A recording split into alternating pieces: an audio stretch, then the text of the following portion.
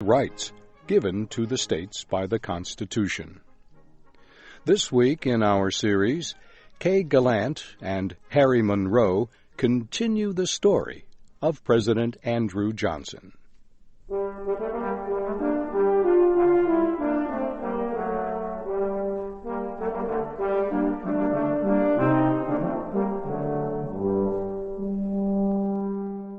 In the congressional elections of 1866, radicals won firm control of both houses of Congress. They were able to pass a number of bills over the president's veto. But Johnson refused to stand aside in the face of radical attempts to seize all powers of government. This conflict between Johnson and the Congress caused much bitterness. Finally, the radicals decided to get him out of the way. For the first time in American history, Congress would try to remove the president from office. Under the United States Constitution, the House of Representatives has the power to bring charges against the president. The Senate acts as the jury to decide if the president is guilty of the charges. The Chief Justice of the United States serves as judge. If 2/3 of the senators find the president guilty, he can be removed from office. Radicals in the House of Representatives brought 11 charges against President Johnson. Most of the charges were based on Johnson's removal from office of his Secretary of War. Radicals charged that this violated a new law. The law said the president could not remove a cabinet officer without approval by the Senate. Johnson refused to recognize the law. He said it was not constitutional. Radicals in the House of Representatives also charged Johnson with criticizing Congress. They said his statements dishonored Congress and the presidency.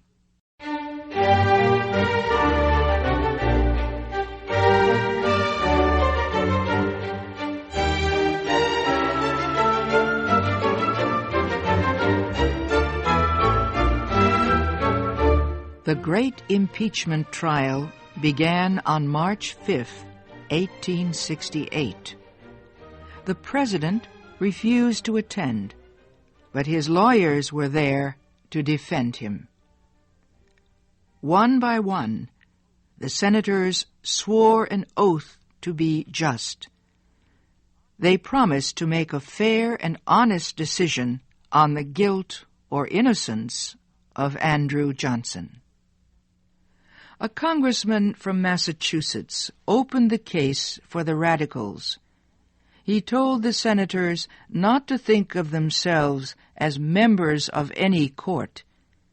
He said the Senate was a political body that was being asked to settle a political question.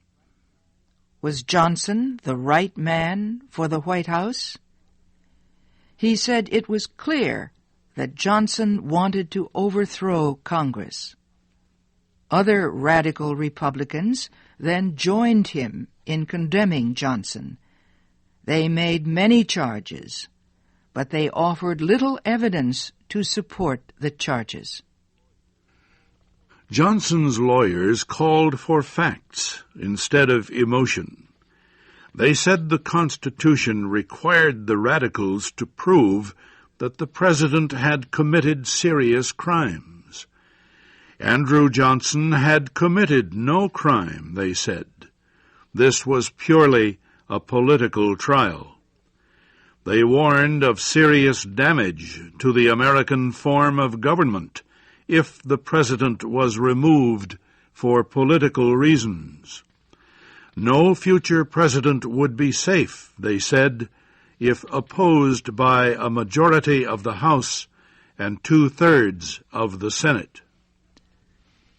The trial went on day after day. The decision would be close. 54 senators would be voting. 36 votes of guilty were needed to remove the president from office. It soon became clear that the radicals had 35 of these votes. Only 7 senators remained undecided. If one of the 7 voted guilty, Johnson would be removed. Radicals put great pressure on the 7 men. They tried to buy their votes. Party leaders threatened them. Supporters in the senators' home states were told to write hundreds of letters demanding that Johnson be found guilty. A senator from Maine was one who felt the pressure, but he refused to let it force him to do what others wished. He answered one letter this way: "Sir, I wish you and all my other friends to know that I, not they, am sitting in judgment upon the President. I, not they, have sworn to do impartial justice.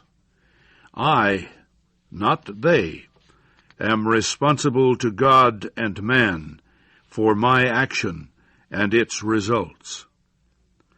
A senator from Kansas was another who refused to let pressure decide his vote. He said, "I trust that I shall have the courage to vote as I judge best."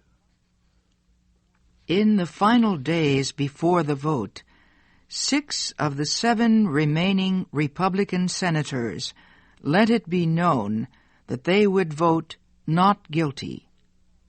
But the senator from Kansas still refused to say what his vote would be. His was the only vote still in question.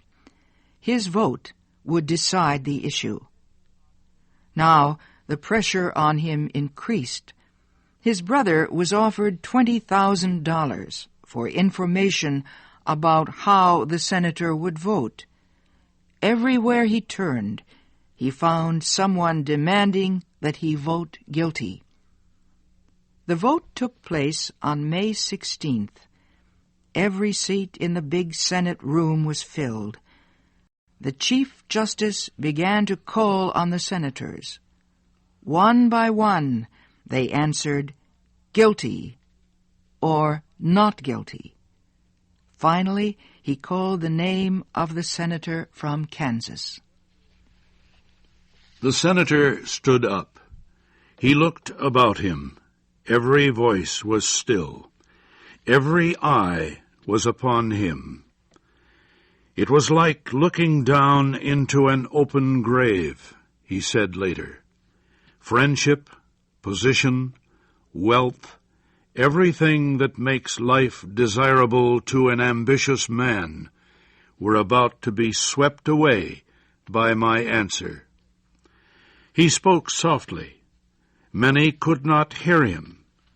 The Chief Justice asked him to repeat his vote.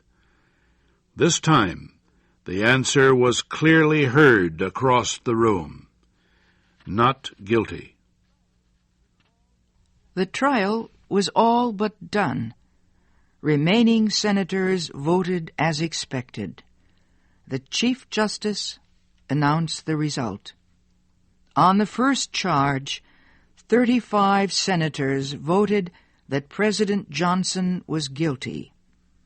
19 voted that he was not guilty.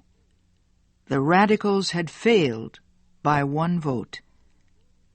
When the Senate voted on the other charges, the result was the same. The radicals could not get the 2/3 majority they needed. President Johnson was declared not guilty.